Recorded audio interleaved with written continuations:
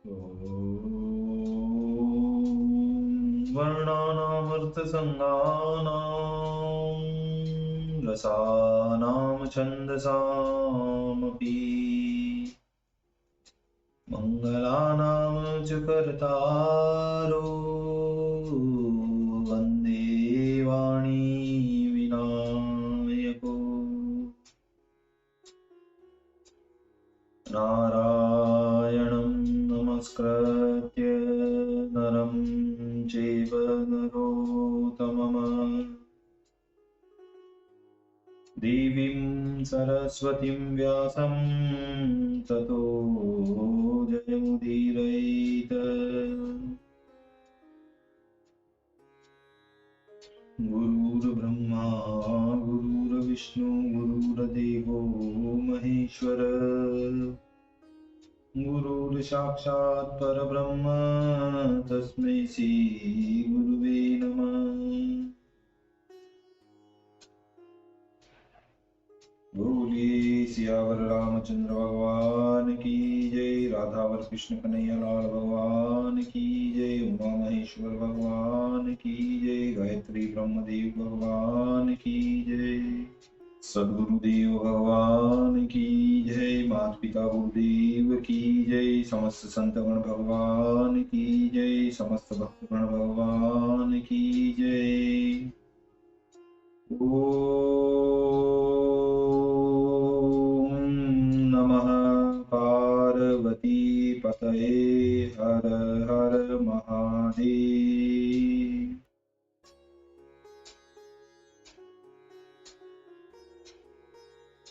तो मित्रों और आप सभी श्रीमद् भागवत कथा के रसिक जनों, श्रोतागणों, अब तक हमने श्रीमद् भागवत कथा के क्रमबद्ध रूप से कथा को श्रवण किया है, पठन किया है, मनन किया है, कीर्तन किया है, भजन किया है।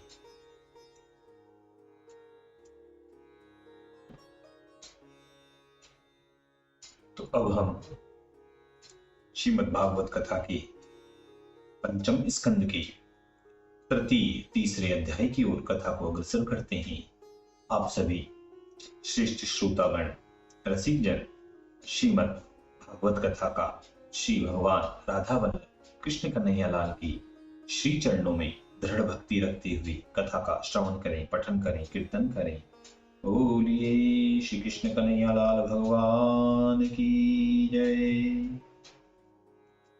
तो कहते हैं कि मंगलमय नृपनाभि को कहि हो चरित बखान, हे प्रसन्न जहि यज्ञ में प्रगट भये भगवान, तापाछे करुणायतन शोभा सिंधु खरार, पीतावशवा भवन में लीन ऋषिभ अवतार, लीन ऋषिभ अवतार। श्री सुखदेव जी कहते हैं कि हे राजा परीक्षित, तदंतर आग्नेत्र के पुत्र नाभि ने पुत्र की कामना के लिए अपनी भार्या मेरु देवी के साथ एकाग्रचित से यज्ञानुष्ठान करके भगवान यज्ञ पुरुष की आराधना की। श्रद्धा सहित पवित्र भाव से पूजा में वर्तमान इस राजा की प्रवर्ग नामक यज्ञ के कर्म हो रहे थे। उस समय यद्यपि भगवान विष्णु जी द्रव्य, देश, काल, मंत्र, ऋत्वि, दक्षिणा और विधि इन 7 उपायों की संपत्ति से भी नहीं प्राप्त होते, तथापि भक्तजन के ऊपर दया करने के लिए स्वयं सुंदर शरीर धारण करके उसके सामने अपने रूप को प्रकट कर दिया। हे महाराज, भगवान का स्वरूप धारण कर प्रकट होने का यह तात्पर्य है कि भक्तजनों की मनमानी हो जाए। सो ऐसी वासना उनके भक्तों ने की, तभी उनका चित्त आकर्षित हो गया था। नारायण जी ने नाभि के सन्मुख जो अपनी मूर्ति प्रकट की वह स्वतंत्र थी। उसके सब अंग, मन और नेत्रों के आनंद वर्धनकारी थे। इससे वह मूर्ति अतिशय सुंदर और सुखदायक थी। हे राजन, भगवान की जो मूर्ति नाभि के सामने प्रकट हुई, उसकी चार भुजा प्रकाशमान थी। वह अतिशय तेजस्वी और पीतांबर पहने हुए, छाती में श्रीवत्स का चिन्ह शोभित हो रहा था और शंख, चक्र, गदा, पद्म, वनमाला और कौस्तुभ मणि इत्यादि आभूषणों से अत्यंत शोभायमान लगती थी। अधिक श्रेष्ठ मणि जटित मुकुट हैं, कुंडल, कंकण, कटी मेखला, हार, केयूर, नुपुर इत्यादि सब भूषणों की मनोहर किरणों की झलक से उस मूर्ति का सब शरीर जगमगा रहा था। उस समय ऋत्विज, सभासद और यजमान सबने ऐसा मनोहर अद्भुत श्रृंगार किए हुए भगवान विष्णु के सुंदर स्वरूप को देखकर उसका बहुत आराधन कर, मस्तक नवाकर विविध भांति के उपहार द्वारा उनकी पूजा करने लगे। जैसी दरिद्र संपदा को देखकर अति प्रसन्न होकर उसका बहुत सम्मान करता है, इसी प्रकार ऋत्विक प्रभृति लोग सभी स्तुति करने लगे और सभी बोले कि हे पूज्यतम, तुम परिपूर्ण होने से भी हम सरीखे भृत्यजनों की पूजा बारंबार स्वीकार करने की योग्य हो। हे प्रभु, हम लोगों में इतना सामर्थ्य नहीं है कि आपकी स्तुति कर सकें। आपका स्वरूप जानना महादुर्लभ है। इसलिए हमने सत्पुरुष साधु गणों के निकट केवल नमस्कार है इतनी ही स्तुति करना सीखा है। देखिए, यहाँ एक शंका आती है कि राजा नाभि ने अपने यज्ञ में प्रकट भगवान वासुदेव को देखा, फिर उनको नमस्कार और स्तुति क्यों नहीं की? इसका क्या कारण है?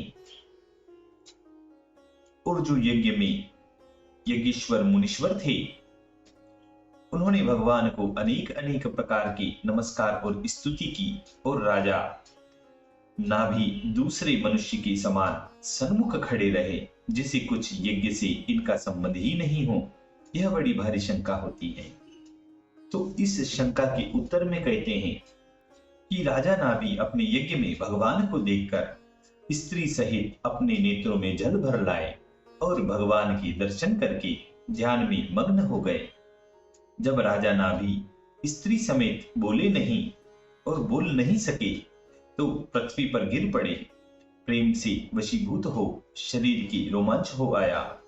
इस प्रकार राजा नाभि प्रेमातुर देखकर ऋषियों ने राजा नाभि को और राजा नाभि की ओर से भगवान वासुदेव की स्तुति की। इसलिए नाभि राजा ने भगवान को नमस्कार तथा स्तुति नहीं किया। इस प्रकार हमें इस शंका का निवारण समझना चाहिए।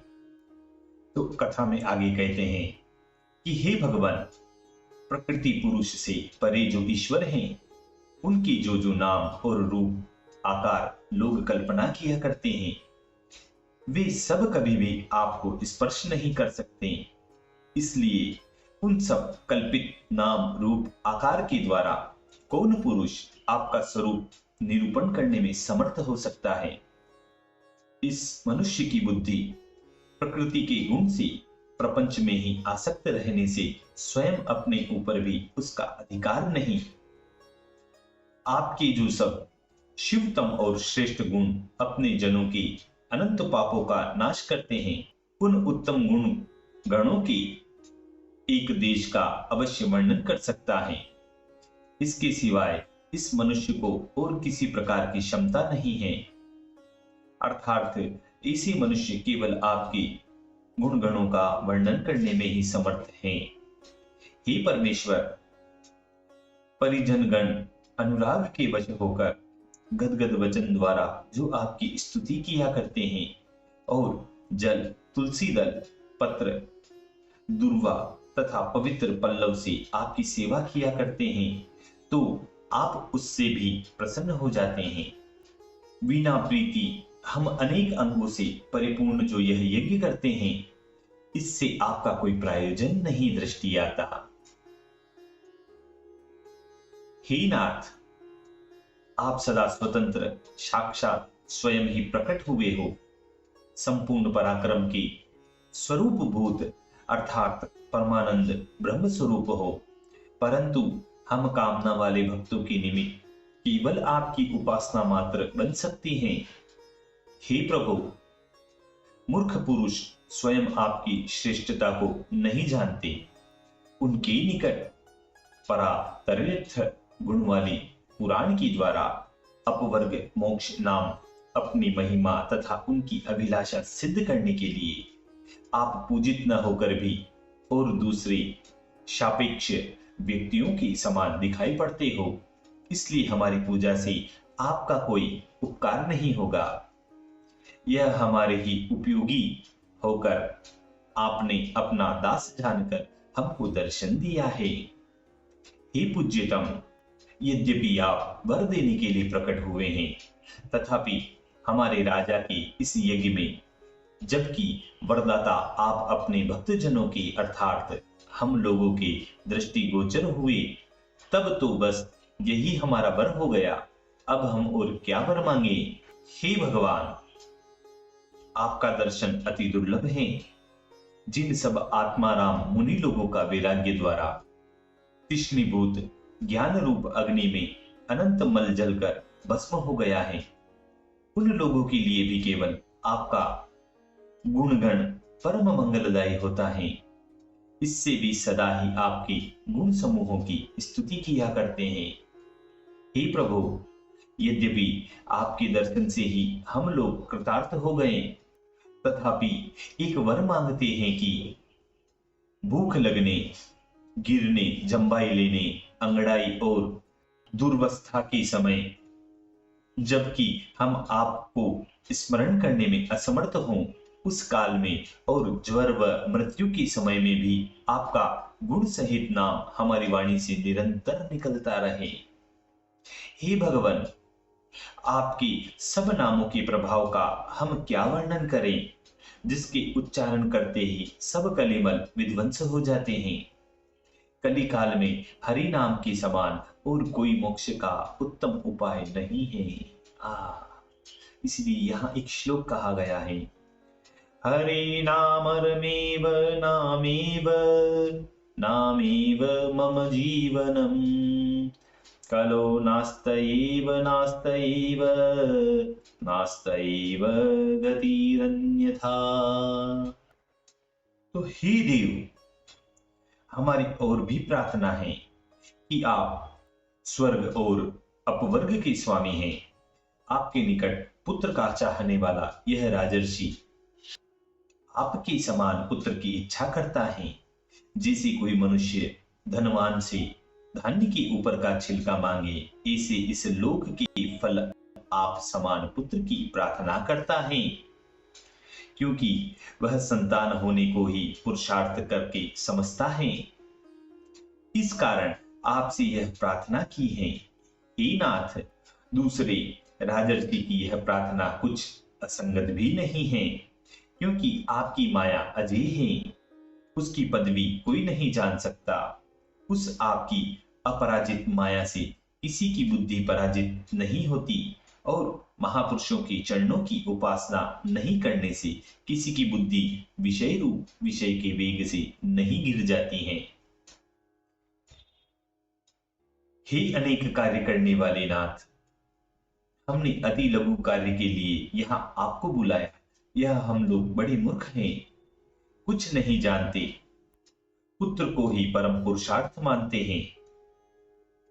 हे देवदेव, आपके प्रति जो हमारी अवहेलना होती है, इसे आप सहन करने के योग्य हो।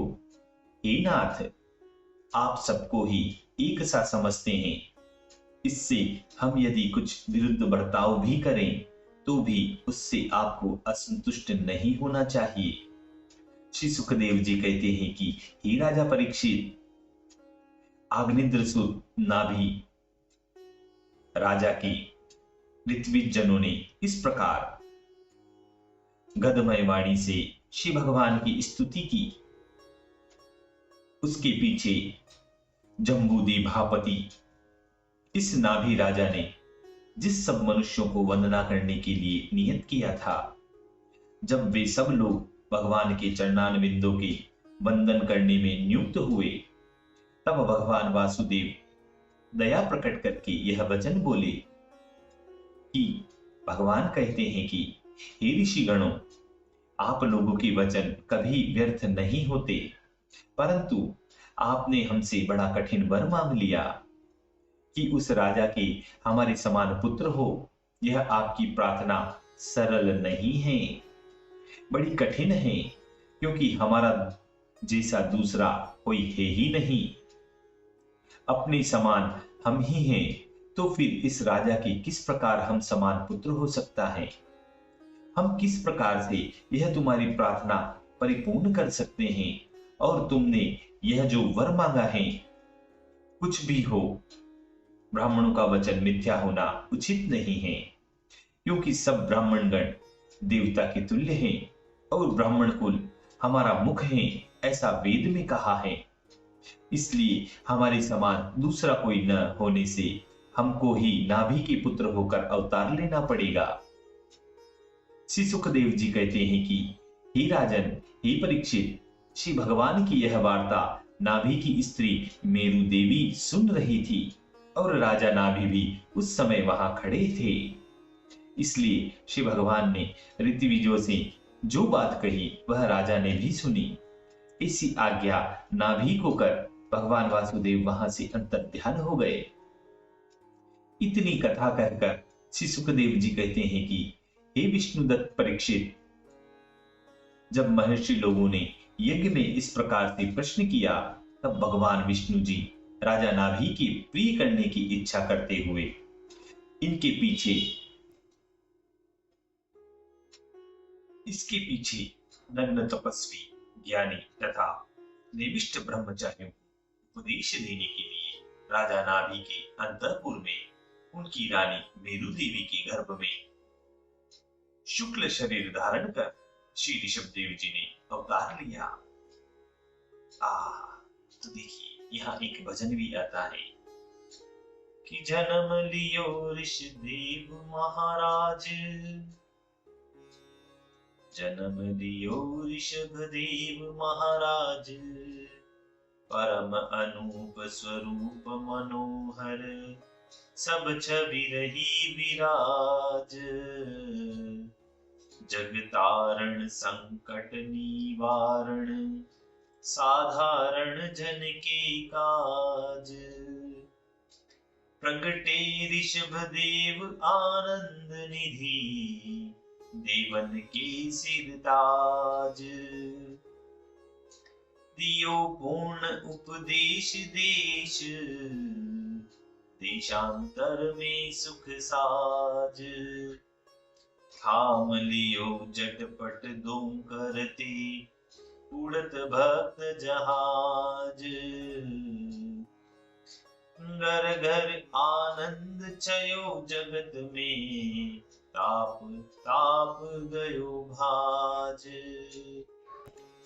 घर घर आनंद छयो जगत में, पाप ताप गयो भाज, शालिग्राम भक्त लोगन के, हे अद्भुत अंदाज, हे अद्भुत अंदाज।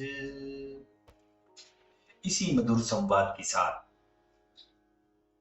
भगवान श्री ऋषभदेव जी की जन्म अवतार के साथ, मधुर भगवत संवाद के साथ, श्री भागवत कथा के पंचम स्कंद के तृतीय अध्याय, तीसरे अध्याय का यहाँ समापन होता है, पूर्णता होती है। बोलिए श्री कृष्ण कन्हैया लाल भगवान की।